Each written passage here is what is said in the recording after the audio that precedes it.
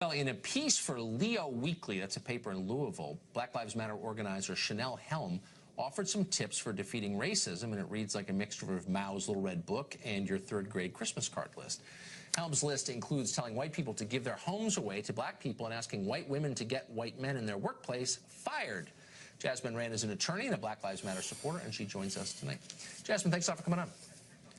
Thanks for having me. So the core premise of Black Lives Matter, for whatever it's worth, I'm totally for. I don't think that police brutality is acceptable, or brutality of any kind, actually. But it seems to me the one thing we don't need at this hypercharged, divided moment in American history is public figures encouraging more division, encouraging us to think of ourselves as members of a group first instead of Americans first.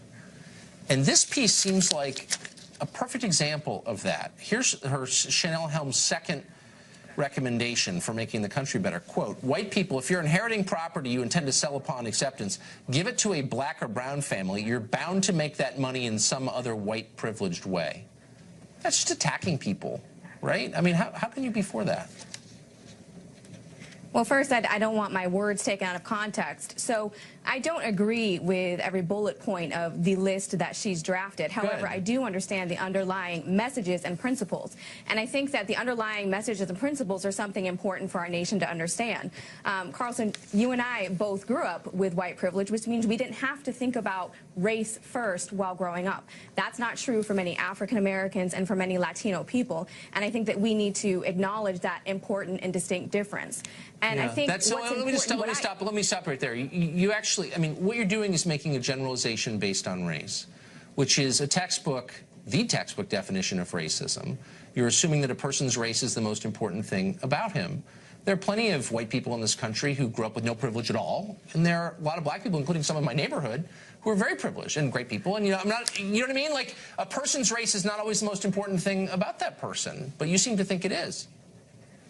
I completely agree, and once again, we're here and you're putting words in my mouth. That's not what I've said at all. In fact, what I wanted to say before I was cut off is that I think that the issue in our nation is more an intersection of race, of poverty, of national origin. There are multiple factors that are coexisting simultaneously that as a nation we can no longer pick apart and say, you know, make generalizations based on black and white, because poverty is such a big issue in our nation. And you're right, I'm a first-generation college student, so I can completely, you know, appreciate what it's like to grow up, you know, slightly above a poverty line and how hard you have to work to put yourself through school. But what she's saying is she's making an extremely important point that is undeniable, that still in our nation today, African Americans remain some of the most unprivileged groups. Native Americans are among the most unprivileged groups who do not have access to the education, to health care, to college, university, equal opportunities in the way that many white Americans do.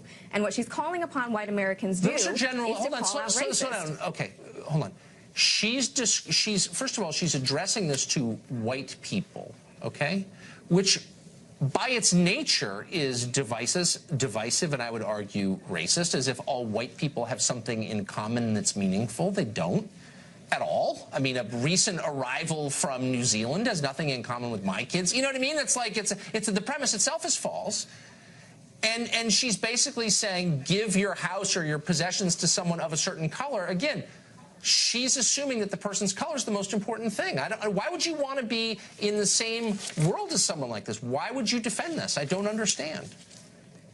Well, you're saying that I'm defending her bullet points, and I'm not at all. I think talking about her letter is not productive for our nation. What we need to talk about is the underlying principles of her letter and what it says. And what she's saying is that power never concedes itself, that white people do have a responsibility. When you see racism in the workplace, it is our job to call it out, as it is a black person's job to call it out. Okay, then why not just, which I agree with, but then why not just say people?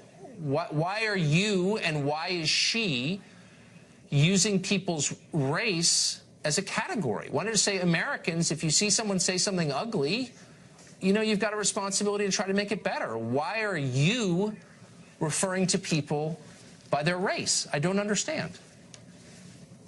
Because, again, you wouldn't understand because you've lived with white privilege your entire life. You don't understand what it is to be in the position of an African-American woman who has faced discrimination. Now you're getting so dumb. Look, I'm trying to take you seriously, but I can't. What you're telling me is that our education system is really bad. actually. Unfortunately, I guess I knew that. Jasmine, thanks for